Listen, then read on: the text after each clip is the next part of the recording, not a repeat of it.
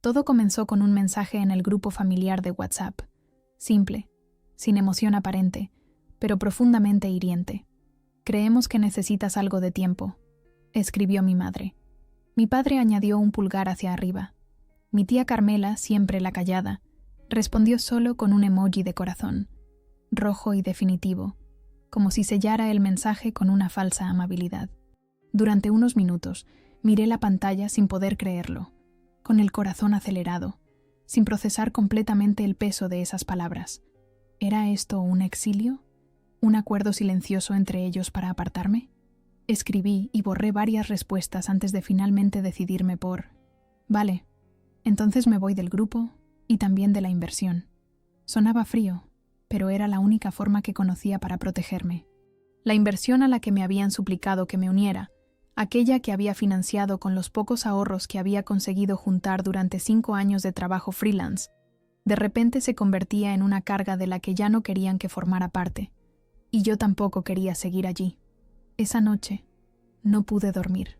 Me senté en la cocina con las luces apagadas, bebiendo té frío y pensando en todo lo que había llevado a este momento.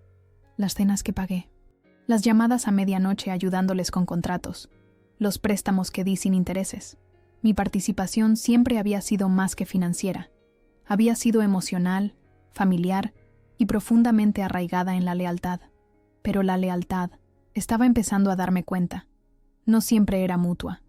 Mi apartamento en el barrio de Chamberí, normalmente mi refugio, esa noche se sentía extraño, como si también él me rechazara. Miré por la ventana hacia la plaza de Olavide, donde las familias aún disfrutaban de la noche madrileña, y me sentí más sola que nunca. El negocio familiar, la cosecha de Valencia, una distribuidora de productos gourmet que habíamos iniciado juntos, había sido mi orgullo durante los últimos 3 años. Ahora era solo un recordatorio de mi ingenuidad. Revisé las fotos en mi móvil.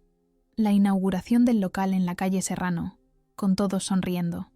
El primer envío importante a los restaurantes de Barcelona. La celebración cuando conseguimos el contrato con el Corte Inglés. ¿En qué momento todo se torció? Quizás fue cuando sugerí expandirnos hacia productos internacionales, o cuando cuestioné la contratación del sobrino de mi padre sin experiencia. O tal vez siempre había sido la extraña, la que se había marchado a estudiar a Madrid mientras ellos seguían en Valencia, arraigados en tradiciones que yo había empezado a cuestionar. Mi teléfono vibró con una llamada de Diego, mi primo pequeño, el único que parecía entenderme. Dejé que sonara. No podía hablar ahora, no con este nudo en la garganta. Le envié un mensaje. Estoy bien. Hablamos mañana. Una mentira piadosa. Encendí la televisión para distraerme. Un programa sobre empresas familiares. Ironía cruel. Lo apagué de inmediato y busqué entre mis libros algo que pudiera transportarme lejos de aquí. Encontré 100 años de soledad, regalo de mi abuelo Antonio antes de morir, para que recuerdes que las familias son complicadas, pero son lo único que permanece. Había escrito en la primera página. Qué equivocado estaba. Me preparé otra taza de té y me senté en el balcón. Madrid nunca dormía, y esa noche yo tampoco. Pensé en todas las veces que había puesto la empresa familiar por delante de mis propios sueños. El máster en marketing digital que abandoné para ayudar con la expansión. El viaje a Japón que cancelé cuando surgió una crisis con un proveedor. Las innumerables citas y salidas con amigos que sacrifiqué por llamadas de emergencia y reuniones de última hora. A las 4 de la madrugada, tomé una decisión. No sería yo quien rogara por un lugar en una mesa donde claramente ya no me querían. Abrí mi ordenador y comencé a redactar un correo electrónico para Ramón, mi abogado. Detallé cada céntimo que había invertido, cada préstamo, cada hora extra no pagada. No era venganza lo que buscaba, sino justicia, o quizás solo claridad. Cuando terminé, el cielo comenzaba a aclararse. Los primeros trabajadores salían a las calles, los panaderos abrían sus puertas. Madrid despertaba. Me sentí extrañamente en paz, como si hubiera dejado un peso enorme.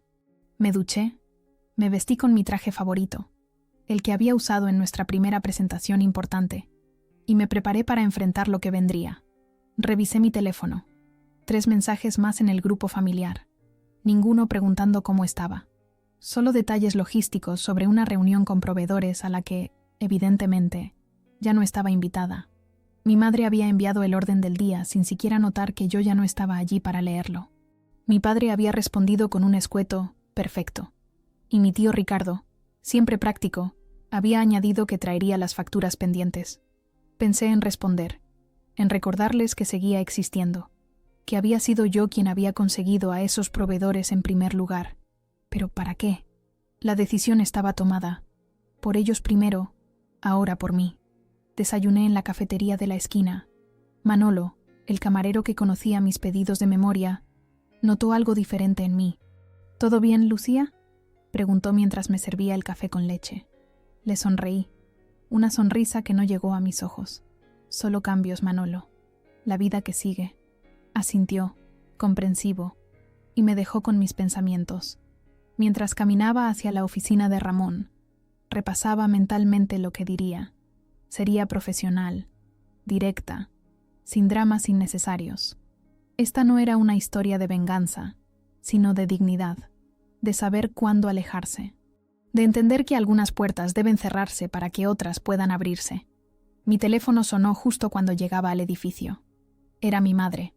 Dudé un momento antes de responder. ¿Dónde estás, Lucía? Tenemos reunión en media hora. Su tono era el de siempre, práctico, ligeramente impaciente, como si nada hubiera pasado, como si no me hubieran excluido con un mensaje de WhatsApp y un pulgar hacia arriba. No voy a ir, mamá. Respondí con una calma que no sabía que tenía. Y creo que deberíamos hablar de lo que pasó ayer. Su silencio me dijo todo lo que necesitaba saber. No había sido un error, un malentendido. Había sido una decisión.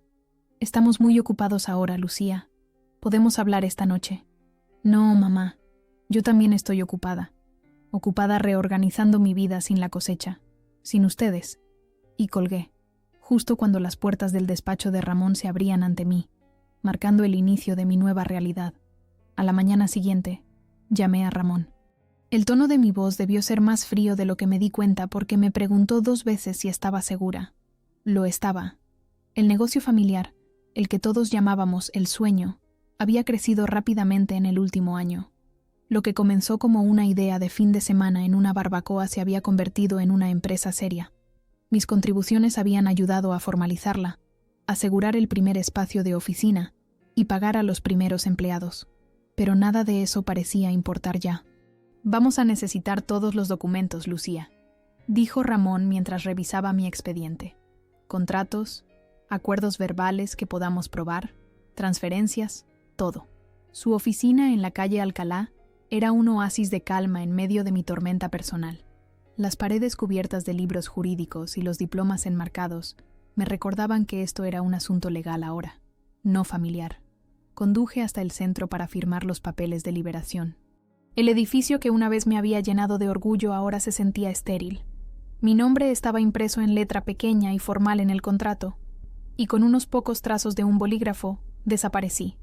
Así de simple, sin poder de voto, sin capital, sin participación.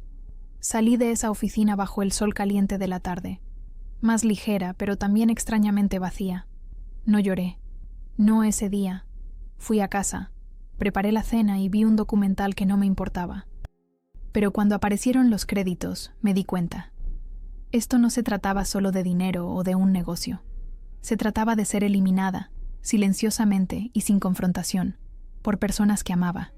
Esa noche, apagué mi teléfono y lo dejé en un cajón. No quería ver si lo habían notado. No me importaba. Al regresar a mi apartamento, encontré una carta bajo la puerta. Era de mi tía Carmen, la hermana mayor de mi madre, la única que siempre había estado a mi lado. Lo que están haciendo no está bien, escribía con su caligrafía perfecta. Pero el orgullo puede destruir más que cualquier desacuerdo. No dejes que esto te cambie, sobrina. Guardé la carta en mi mesita de noche, agradecida por ese pequeño rayo de comprensión. Esa noche, Madrid parecía especialmente ruidosa. O quizás era el silencio en mi interior lo que hacía que todo lo demás sonara amplificado. Desde mi balcón, veía la vida continuar. Parejas paseando, amigos reuniéndose en terrazas, familias regresando a casa. La normalidad de todos contrastaba dolorosamente con mi propio caos. El viernes, 3 días después de firmar los papeles, me encontré con Elena, mi mejor amiga desde la universidad. Nos reunimos en nuestro café habitual cerca del Retiro. No puedo creer que te hayan hecho esto, dijo mientras revolvía su café con más fuerza de la necesaria. Después de todo lo que invertiste ahí, ¿así te lo agradecen? El agradecimiento familiar es como el buen vino, Elena. Raro y sobrevalorado, respondí, intentando sonar más fuerte de lo que me sentía. ¿Recuerdas cuando dejé pasar aquella oportunidad en Barcelona para quedarme y ayudarles con la expansión a Sevilla?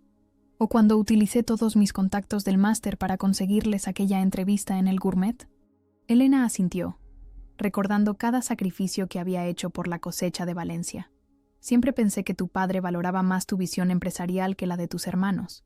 Siempre hablaba de cómo habías modernizado el negocio. Eso pensaba yo también. Suspiré. Pero parece que preferían la tradición sobre la innovación.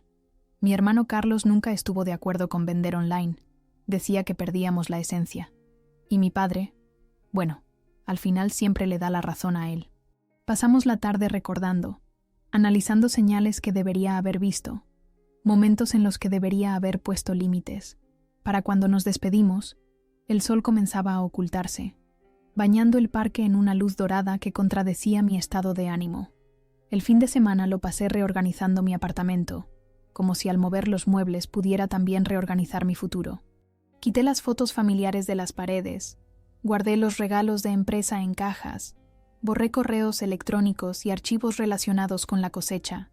Cada acción era como arrancar una pequeña parte de mí misma, dolorosa pero necesaria. El lunes, Ramón me llamó con noticias. Han solicitado una reunión, Lucía. Quieren negociar términos para tu regreso. Su voz sonaba neutral, profesional, pero pude detectar un leve tono de satisfacción. Parece que se han dado cuenta de que no pueden acceder a ciertos fondos sin tu firma. Sentí una mezcla de vindicación y tristeza.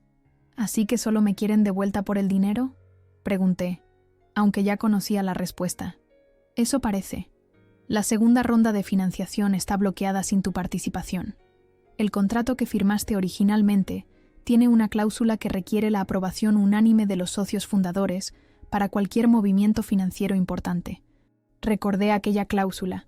La había sugerido yo misma, como medida de protección para todos. Ironía pura que ahora fuera mi única ventaja. Diles que no estoy interesada, respondí tras un momento de reflexión.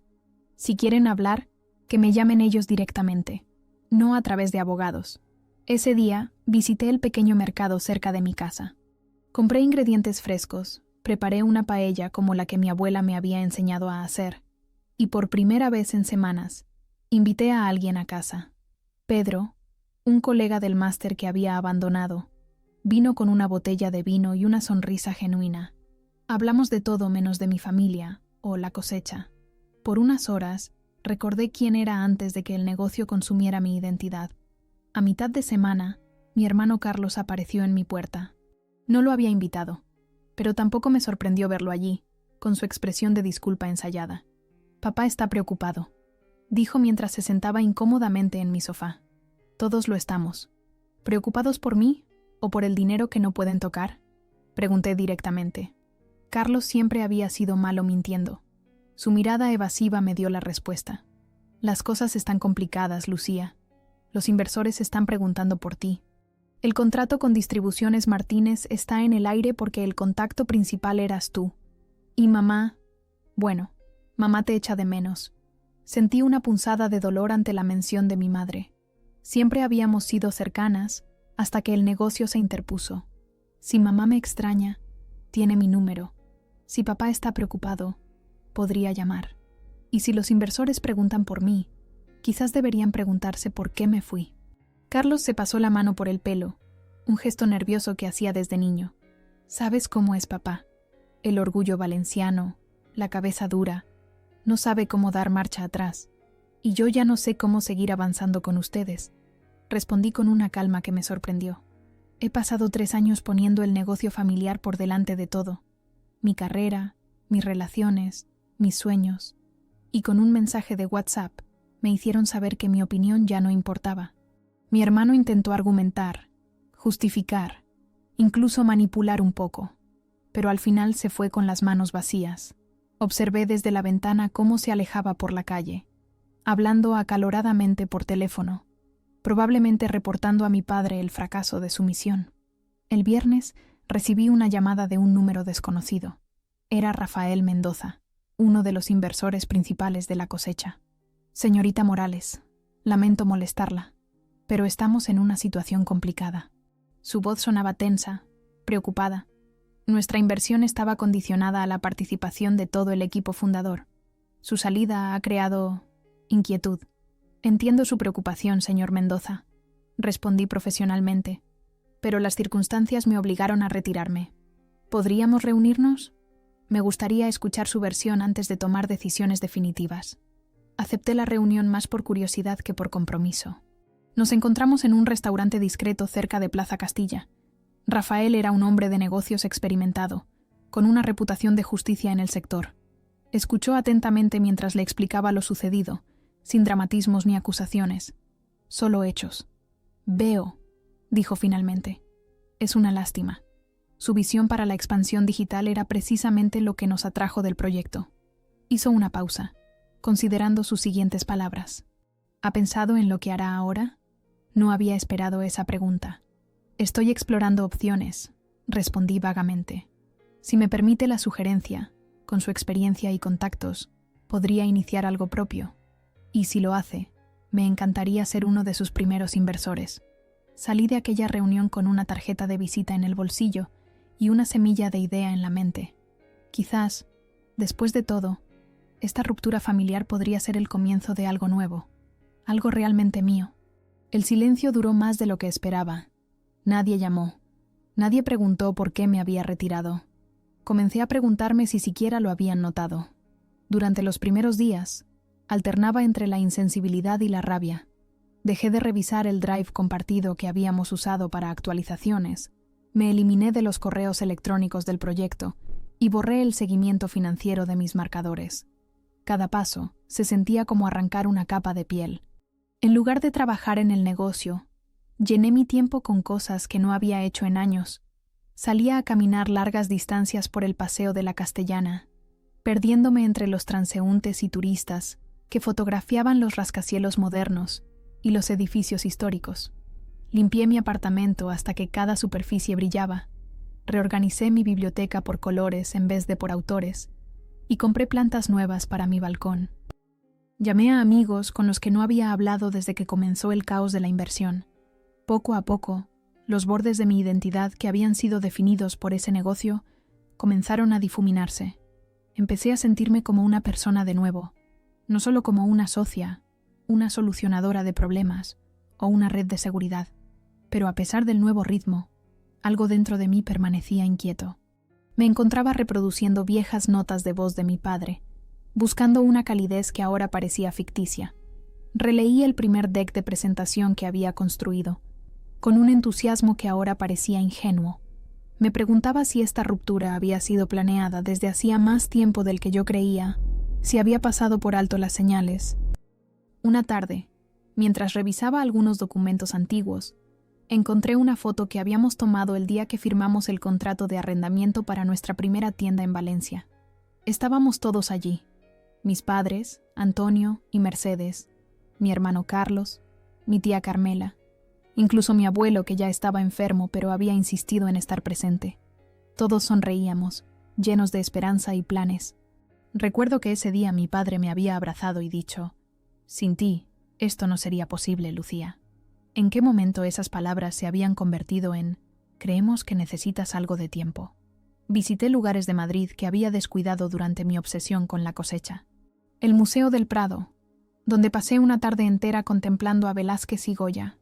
El templo de Devot al atardecer, cuando la luz baña las piedras milenarias. Los pequeños bares de la Latina, donde la gente todavía conversa en vez de mirar sus teléfonos. Me sentía como una turista en mi propia ciudad, redescubriendo espacios y sensaciones. Una mañana, Sofía, mi vecina del piso de abajo, me invitó a tomar café. Era una mujer mayor, viuda, que había vivido toda su vida en el barrio. «Te veo diferente», comentó mientras me servía café en tazas de porcelana antigua. «Más ligera, pero también más triste». «Es complicado», respondí, sorprendida por su perspicacia. «Las familias siempre lo son», dijo con una sonrisa comprensiva. Mi difunto esposo y yo no hablamos con su hermano durante 15 años, por un terreno en Asturias que ni siquiera queríamos. El orgullo es el peor enemigo del amor. Sus palabras resonaron en mí. ¿Era orgullo lo que me impedía llamarlos? ¿O era autoprotección? La línea entre ambos comenzaba a difuminarse. Al día siguiente, recibí un correo electrónico de María José, la contable de la cosecha. No era un mensaje oficial, sino personal.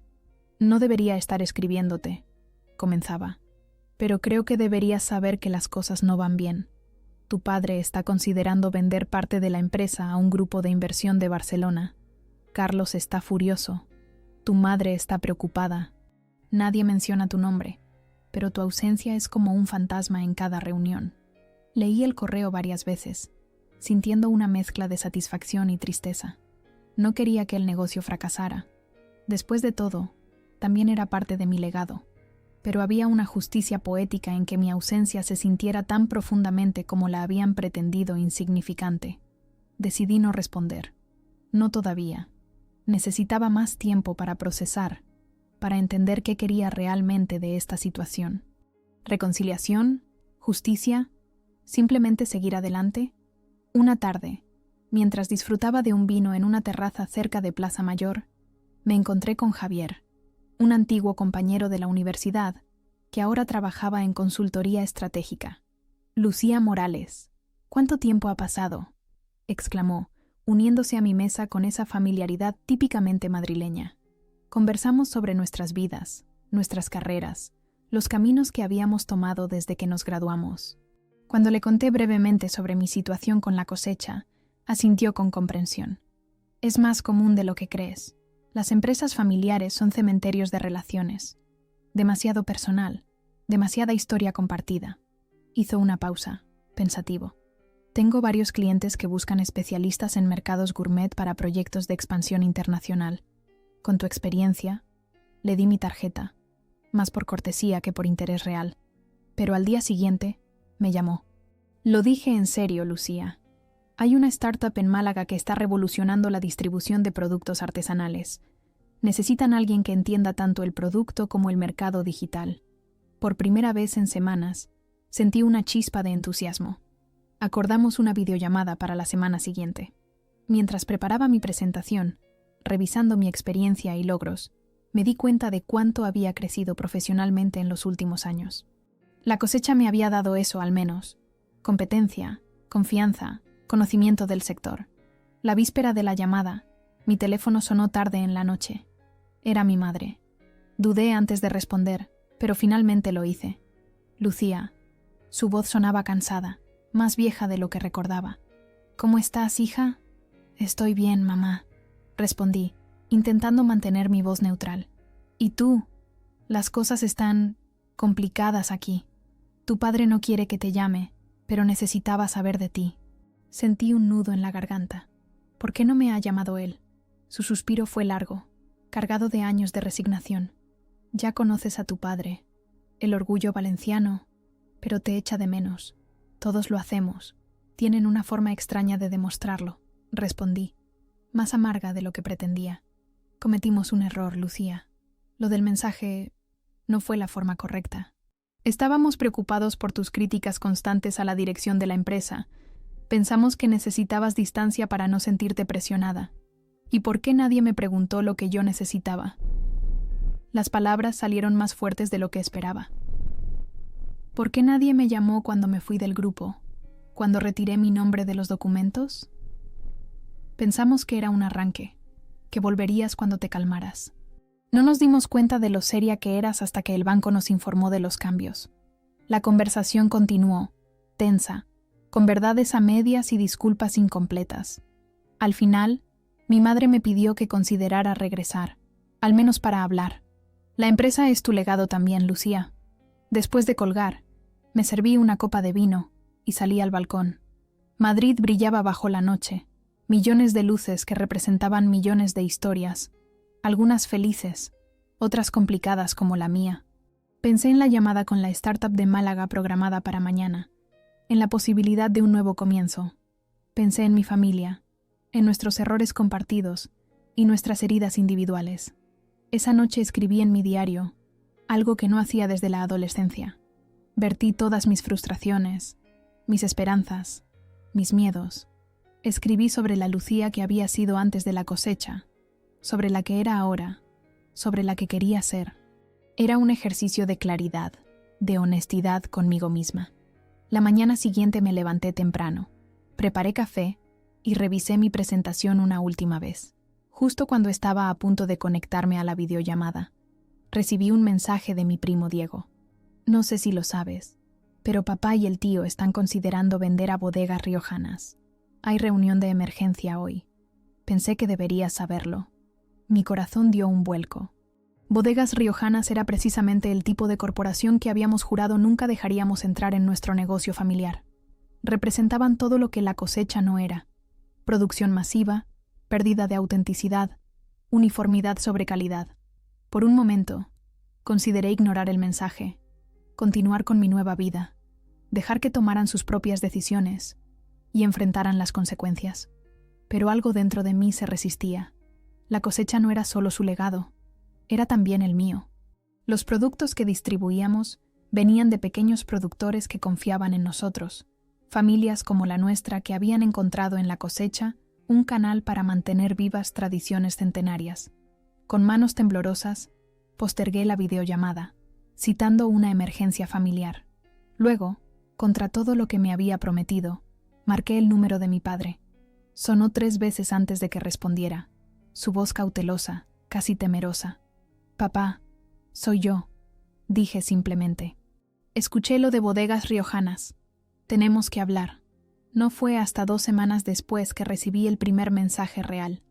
Mi primo Diego, quien trabajaba a tiempo parcial con el equipo, me llamó en pánico. «Pensaban que estabas fanfarroneando», dijo. «Pero los fondos no se han autorizado. El contrato del que te retiraste está reteniendo el próximo desembolso. Nadie se dio cuenta de que tenías la aprobación final hasta hoy». Me quedé callada mientras él hablaba. Al parecer, el último inversor, una firma a la que yo personalmente había presentado el proyecto, ahora estaba estancado porque mi nombre ya no estaba vinculado a la estructura de propiedad. Legalmente, necesitaban que todos los socios originales permanecieran para la segunda ronda de financiación. Mi ausencia no era solo inconveniente, era catastrófica. El grupo de WhatsApp, del que me había salido con tanta calma, ahora tenía múltiples llamadas perdidas y mensajes frenéticos esperando. Mi tía Carmela había enviado incluso un párrafo esta vez, sin emojis. Mi padre intentó llamar 2 veces. No contesté. Me senté con el poder de la ausencia y lo dejé respirar. Quería que sintieran lo que yo había sentido. El silencio, la duda, la hundida realización de que algo se había perdido, tal vez permanentemente. Esa tarde, mientras preparaba un gazpacho siguiendo la receta de mi abuela Dolores, mi teléfono no dejaba de sonar. Números familiares y desconocidos se alternaban en la pantalla, como una sinfonía de arrepentimiento tardío. Lo silencié y continué cortando tomates, pimientos, pepinos.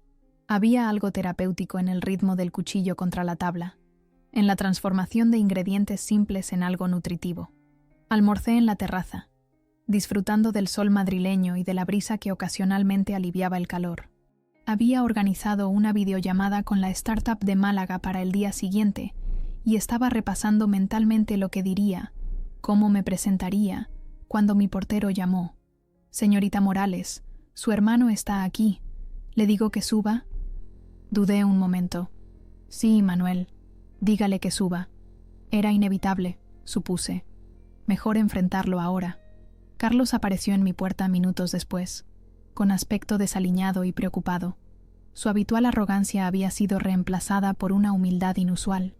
«Lucía, tenemos que hablar», dijo sin saludar siquiera. Lo dejé entrar, ofreciéndole café que rechazó con un gesto impaciente. «La financiación está bloqueada», comenzó, directo al grano como siempre. «Los inversores de Barcelona dicen que el acuerdo era con todos los socios fundadores. Sin ti, no hay trato». «¿Y?», pregunté, manteniendo mi voz neutral mientras me sentaba frente a él. «¿Cómo que y? Es un desastre. Tenemos pedidos que cumplir, contratos firmados con proveedores. Sin ese dinero, en 3 meses estaremos en números rojos. Interesante que ahora sea tenemos y no creemos que necesitas tiempo». respondí, sin poder evitar el sarcasmo. Hace 2 semanas yo no era necesaria. Ahora, de repente, soy indispensable. Carlos pasó su mano por su pelo, un gesto que hacía desde niño cuando estaba nervioso. Fue un error, ¿vale? Lo del mensaje fue idea de papá. Pensó que estabas presionando demasiado con los cambios, que necesitabas un descanso. ¿Y nadie pensó en preguntarme directamente? ¿En tener una conversación adulta conmigo? Mi hermano tuvo la decencia de parecer avergonzado. Sabes cómo es papá.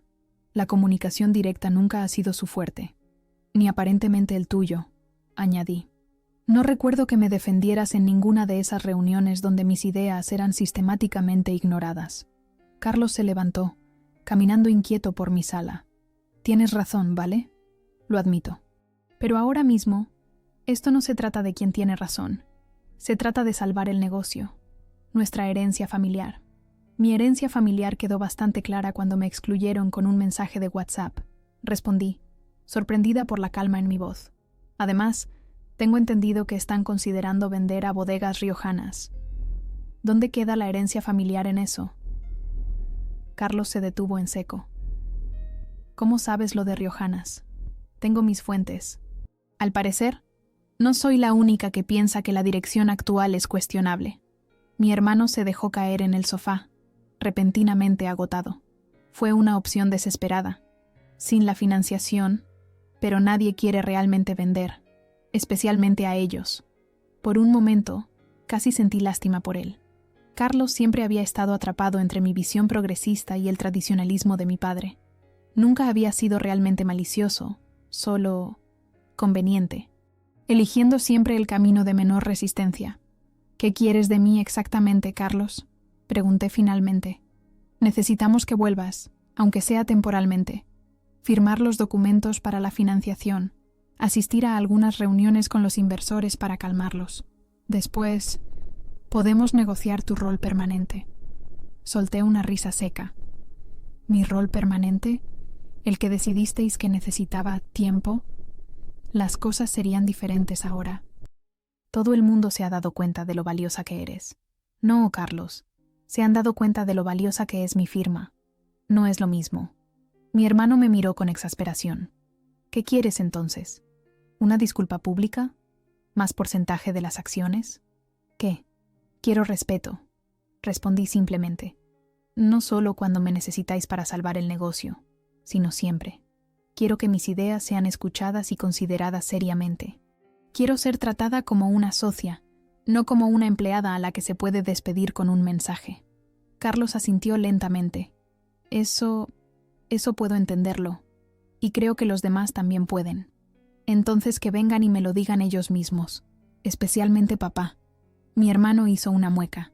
Sabes que eso no va a ser fácil. Nada que valga la pena lo es, respondí, recordando una frase que mi abuelo solía repetir. Después de que Carlos se marchara, con la promesa incierta de arreglar una reunión familiar, me senté en mi balcón, observando la puesta de sol sobre Madrid. La ciudad cambiaba de color gradualmente, del azul al naranja, luego al púrpura profundo. Me pregunté si mi familia también podría transformarse, evolucionar más allá de los patrones establecidos durante décadas. Al día siguiente, recibí un correo electrónico formal de Rafael Mendoza, el inversor principal. Estimada Lucía, lamento profundamente la situación actual. Como le comenté en nuestra reunión, su visión fue fundamental para nuestra decisión de invertir en la cosecha. Me gustaría invitarla a un almuerzo para discutir posibles soluciones que respeten tanto sus intereses como los de su familia. Era un gesto diplomático, un intento de mediación desde fuera. Respondí aceptando la invitación, pero aclarando que cualquier decisión final requeriría conversaciones directas con mi familia. Esa tarde, mientras revisaba mis notas para la videollamada con la startup de Málaga, mi teléfono sonó. Era un número que no había visto en años. Mi padrino, Joaquín, el mejor amigo de mi padre desde la universidad y la persona que había financiado el primer local de la cosecha cuando nadie más creía en nosotros. Lucía, mi niña. Su voz ronca por los años y los cigarrillos me transportó instantáneamente a mi infancia. ¿Qué es esto que me cuentan de que has dejado el negocio? Es complicado, padrino, respondí, sintiendo un nudo en la garganta. Joaquín siempre había sido como un segundo padre para mí, más abierto, más comprensivo que el biológico.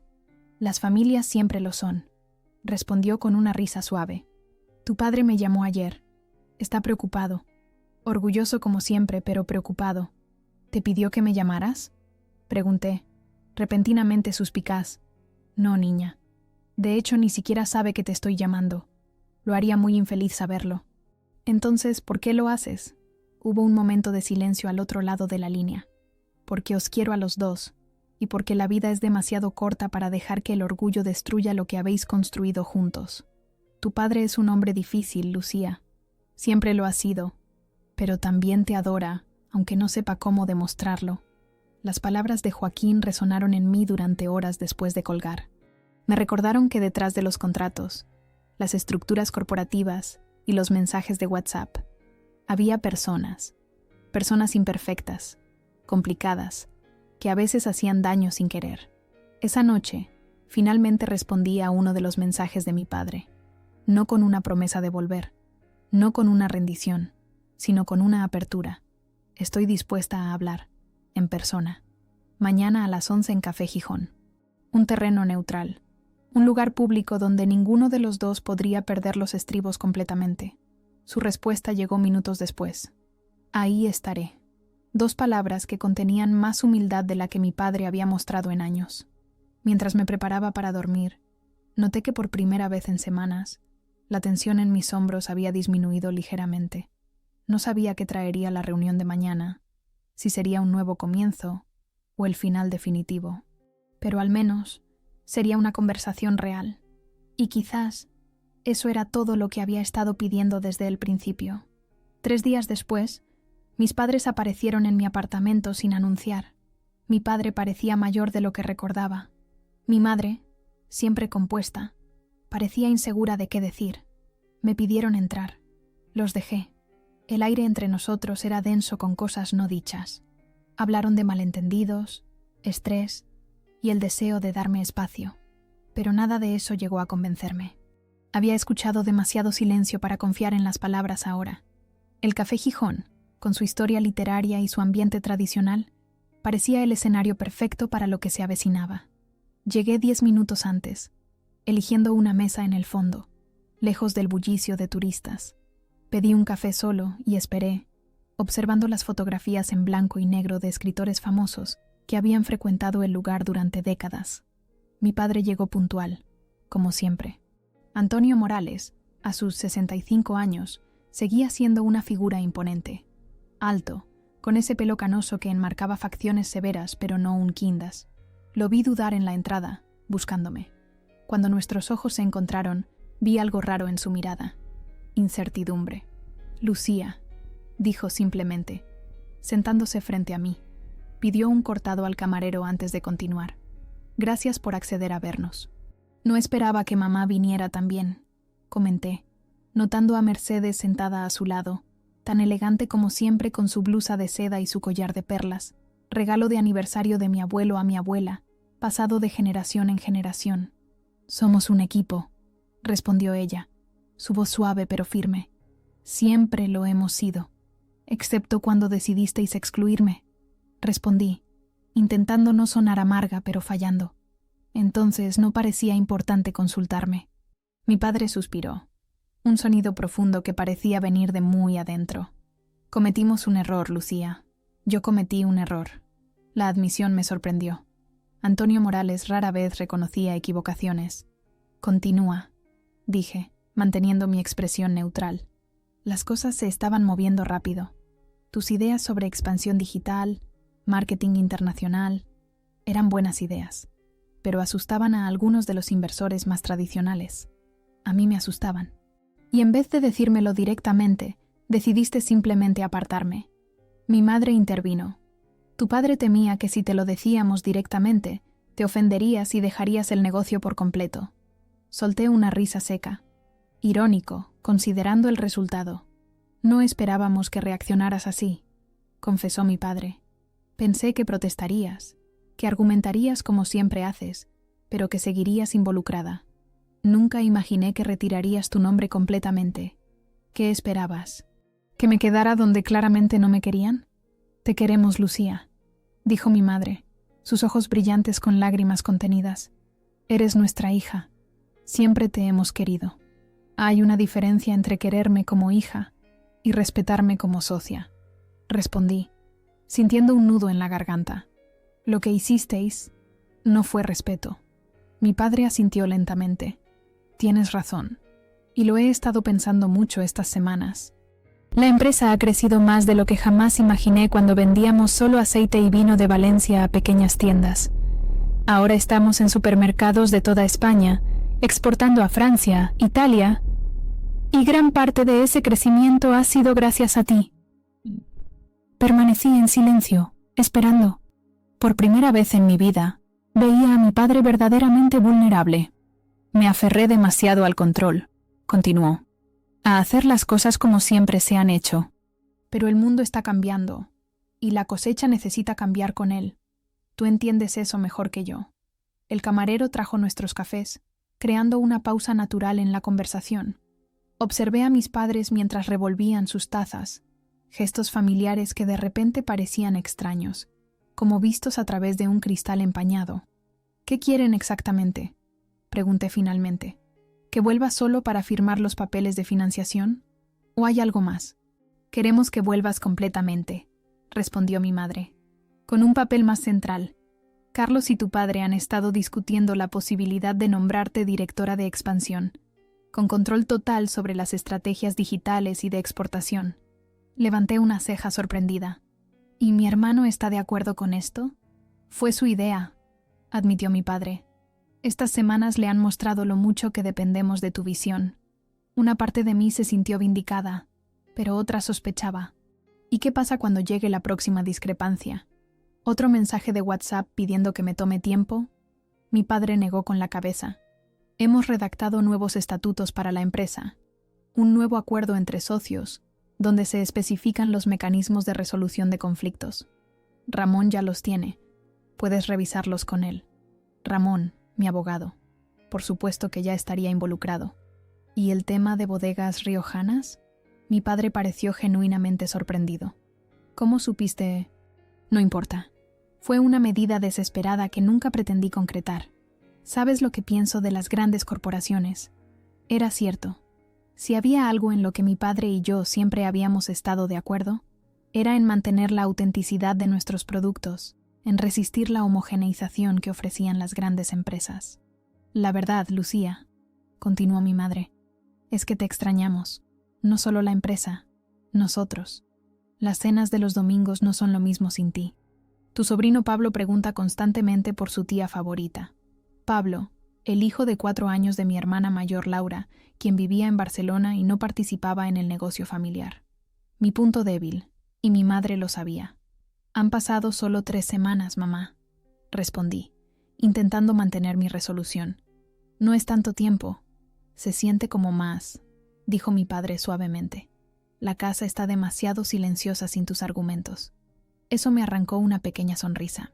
Siempre había sido la discutidora de la familia, desafiando tradiciones, cuestionando decisiones, proponiendo alternativas. Era parte de mi naturaleza, y aparentemente, ahora se me extrañaba por ello. Permanecimos en silencio unos momentos, cada uno perdido en sus pensamientos. El Café Gijón se llenaba gradualmente con la clientela del mediodía. Ejecutivos en trajes caros, turistas curiosos, escritores locales con sus portátiles. La vida continuaba a nuestro alrededor, indiferente a nuestro pequeño drama familiar. Necesito tiempo para pensarlo, dije finalmente. Tiempo real, no el tipo de tiempo que me disteis a mí. Mi padre asintió. Por supuesto, tómate el que necesites, pero los inversores esperan una respuesta para el viernes. Típico de él, añadir presión incluso en un momento de reconciliación. Pero esta vez, detecté un atisbo de humor autocrítico en sus ojos, como si también él se hubiera dado cuenta de su tendencia. Hay algo más que deberías saber, añadió mi madre. Joaquín ha estado enfermo. Nada grave aún, pero los médicos están preocupados. Pregunta por ti. Mi padrino, mi confidente, el hombre que siempre había creído en mí incluso cuando mi propio padre dudaba. El nudo en mi garganta se hizo más grande. Lo visitaré mañana, prometí. Nos despedimos en la puerta del café, con un abrazo incómodo pero sincero. Mi madre me sostuvo un poco más tiempo del necesario, susurrando un «te quiero» en mi oído. Mi padre, menos demostrativo como siempre, se limitó a apretar mi hombro, pero su mirada decía más que cualquier abrazo. Los vi alejarse por la calle Recoletos, caminando juntos como siempre lo habían hecho, hombro con hombro contra el mundo. Por un momento, sentí una punzada de nostalgia por la niña que una vez fui, que veía en esa unidad la definición misma de seguridad y amor. Esa tarde, llamé a la startup de Málaga para aplazar nuestra siguiente reunión. Necesitaba claridad antes de comprometerme en cualquier dirección. Después, visité a Elena, quien me escuchó sin juzgar mientras le contaba sobre el encuentro. «¿Qué vas a hacer?», preguntó finalmente, cuando terminé mi relato. «No lo sé», confesé. Una parte de mí quiere creerles, aceptar este nuevo rol, esta aparente valoración de mi trabajo. Otra parte sigue herida, desconfiada. Ambas partes son válidas, respondió ella sabiamente. La pregunta es, ¿cuál te permitirá dormir mejor por las noches? Esa noche, revisé los nuevos estatutos que Ramón me había enviado. Eran sorprendentemente favorables. Mayor porcentaje accionarial, voto decisivo en asuntos de expansión internacional, protecciones contra despidos arbitrarios. Mi padre realmente parecía dispuesto a ceder poder, algo que nunca antes había contemplado. También recibí un mensaje de Carlos. Sea cual sea tu decisión, la respetaré, pero por lo que vale, te quiero de vuelta. No solo por el dinero. A medianoche, cuando Madrid finalmente comenzaba a silenciarse, salí a mi balcón. La misma ciudad que había sido testigo de mi dolor, ahora presenciaba mi indecisión.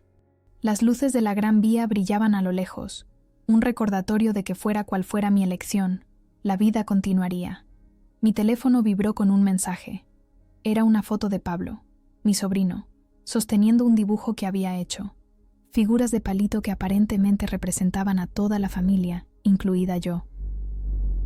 Tía Lucía estaba escrito con letra infantil debajo de una figura con pelo rizado como el mío. Y fue entonces cuando me di cuenta. Esto no se trataba solo de negocios, financiación o respeto profesional. Se trataba de familia, con toda su imperfección, su capacidad de herir y también de sanar. La pregunta no era si perdonar o no, sino cómo reconstruir, cómo avanzar sin perder lo que éramos, pero también sin repetir los errores del pasado. Escribí un mensaje a mi padre. Mañana, 10 a.m., en la oficina. Traed los contratos, pero también vengo con mis propias condiciones. Su respuesta fue inmediata. Allí estaremos, todos. Esa noche dormí mejor de lo que lo había hecho en semanas, no porque hubiera encontrado la respuesta perfecta, sino porque finalmente estaba haciendo lo que siempre había defendido: enfrentar los problemas directamente, con honestidad y sin miedo a las consecuencias. Ya no era la víctima de un mensaje de WhatsApp, sino la arquitecta de mi propio futuro, dentro o fuera del negocio familiar. En los meses que siguieron, comencé algo nuevo. No era ostentoso ni ambicioso, simplemente mío. Una agencia de consultoría para pequeñas startups lideradas por mujeres. Tomé todo lo que había aprendido del desorden, la estructura, la traición, y construí algo mejor. No más grande, pero mejor. Con límites más claros, asociaciones más limpias y sin grupos de WhatsApp. La reunión con mi familia aquella mañana había sido transformadora, aunque no de la manera que esperaba. Llegué a la oficina de La Cosecha en la calle Serrano con una mezcla de determinación y aprensión. El edificio, que una vez había sido tan familiar, ahora se sentía como territorio extranjero. La recepcionista, Maite, me saludó con sorpresa y calidez. «Señorita Lucía, qué alegría verla de nuevo». En la sala de juntas me esperaban todos. Mi padre, mi madre, Carlos, mi tía Carmela, incluso mi tío Ricardo había venido desde Valencia. La tensión era palpable, mezclada con esperanza cautelosa. «Antes de que empecemos», dije, colocando mi portafolio sobre la mesa, «quiero que entendáis algo. No estoy aquí para vengarme ni para humillaros. Estoy aquí porque, a pesar de todo, creo en lo que hemos construido juntos». Mi padre asintió, su habitual dominio de la situación notablemente ausente. «Te escuchamos, Lucía». Durante la siguiente hora, expuse mis condiciones. Una reestructuración completa de la toma de decisiones, mayor transparencia financiera, un plan detallado para la expansión digital y, lo más importante, un compromiso formal de respeto mutuo. No solo palabras en un contrato, sino acciones demostrables. La discusión fue intensa pero civil. Carlos, sorprendentemente, apoyó muchas de mis propuestas. Mi tía Carmela, siempre la mediadora, ayudó a suavizar los momentos más tensos. Mi padre, contra todo pronóstico, escuchó más de lo que habló. Al final, cuando todos los puntos habían sido debatidos y los acuerdos preliminares redactados, mi padre me miró directamente a los ojos.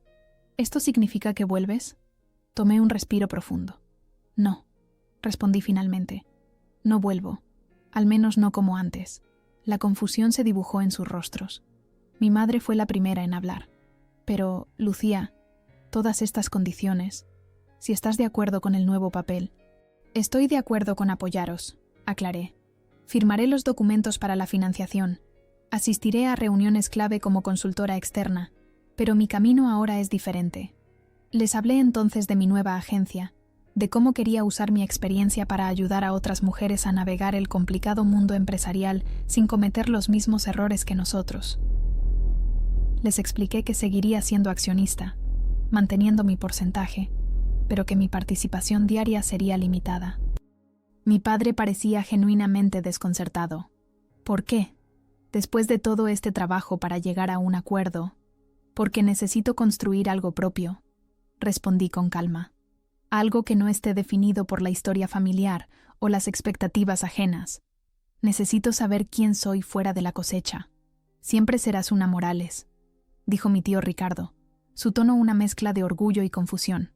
Sí, sonreí ligeramente, pero también soy Lucía, solo Lucía, y necesito descubrir qué significa eso.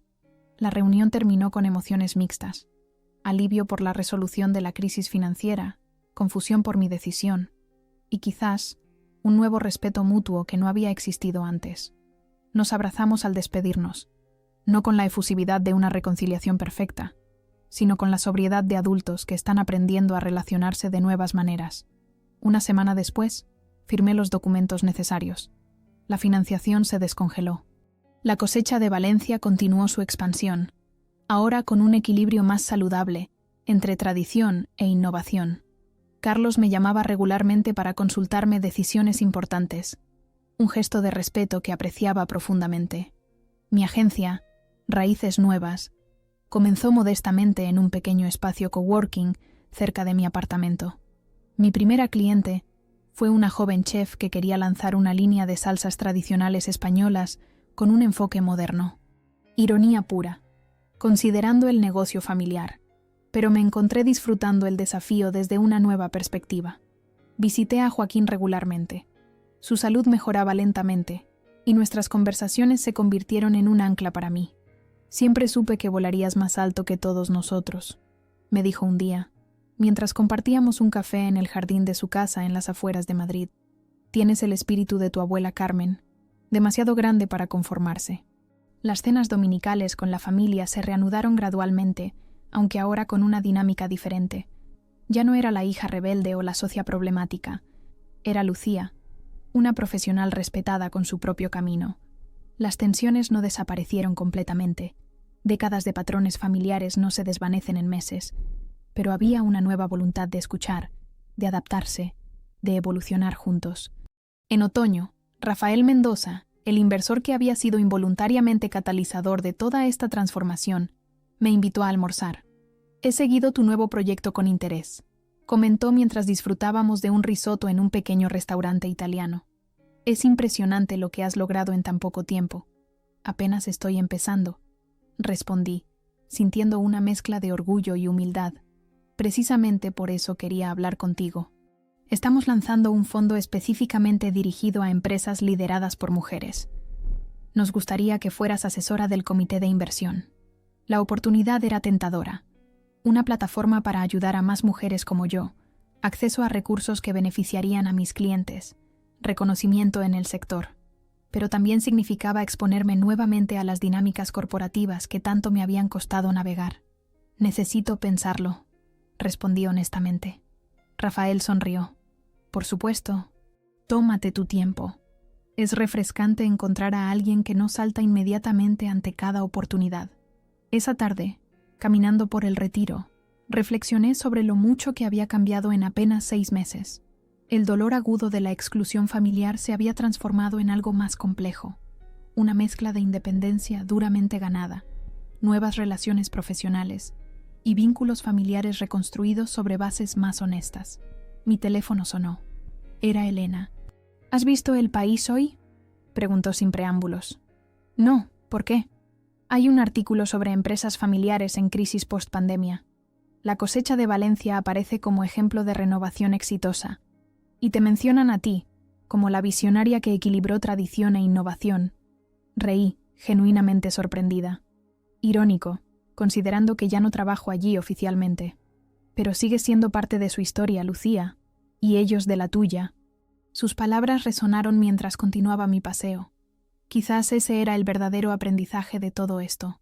No podemos borrar nuestras raíces, pero podemos decidir cómo nos nutrimos de ellas, cómo crecemos en nuevas direcciones sin romper completamente con lo que nos formó. Esa noche, mi padre me llamó. Nuestras conversaciones telefónicas aún eran algo incómodas, marcadas por pausas y temas seguros, pero esta vez su voz sonaba diferente, más ligera. Lucía, acabo de firmar el contrato para la expansión digital. Ese plan que propusiste hace 6 meses, el que dije que era demasiado arriesgado. Tenías razón. Me alegro, papá, respondí, genuinamente complacida. ¿Cómo va la implementación? Estamos aprendiendo. Carlos ha contratado a ese chico que recomendaste, Javier. Es bueno, aunque habla demasiado rápido para mí. Sonreí, imaginando a mi padre intentando seguir las explicaciones técnicas de Javier, un brillante especialista en marketing digital que había conocido en mi máster. Si necesitáis ayuda, podría revisar la estrategia, ofrecí. Como consultora externa, claro. Me gustaría eso, respondió mi padre. Hubo una pausa y luego añadió: tu madre está organizando una comida para el cumpleaños de Pablo este domingo. Nada grande, solo familia. Allí estaré, prometí. Al colgar, me di cuenta de que la sanación no siempre se parece a lo que esperamos. No es un regreso perfecto al estado anterior, ni una ruptura completa con el pasado. Es algo nuevo, construido sobre los cimientos de lo que fue, pero mirando hacia adelante. Mi nueva vida no era perfecta. Había días de duda, momentos en que cuestionaba mi decisión de no regresar completamente al negocio familiar, días en que mi pequeña agencia parecía insignificante comparada con la cosecha, pero también había momentos de claridad cristalina, cuando una cliente lograba asegurar financiación gracias a mis consejos, o cuando veía mi nombre en una tarjeta de visita que no llevaba el logo familiar. Encontré sanación no en el éxito, sino en la independencia que vino con él. Cada decisión, cada victoria, era mía. Lentamente, encontré personas que valoraban mi visión sin condiciones, que no veían mi presencia como opcional o inconveniente. Crecí, no por venganza, sino en paz. Y en cuanto a mi familia, seguían intentando recuperarse de la casi pérdida de financiación. El negocio se había estabilizado y habían comenzado otra ronda de reestructuración. A veces me preguntaba si realmente entendían la profundidad de lo que habían hecho. Pero luego me recordaba a mí misma. Ya no importaba tanto, porque yo sí lo entendía, y me había elegido a mí misma. El futuro se extendía ante mí, no como un camino recto y definido, sino como un lienzo en blanco. Había días en que esto me aterrorizaba, y otros en que me llenaba de posibilidades emocionantes. Pero a diferencia de antes, ahora sabía que cualquier camino que eligiera sería verdaderamente mío. Y esa certeza, más que cualquier éxito profesional o reconciliación familiar, era el verdadero triunfo de mi historia.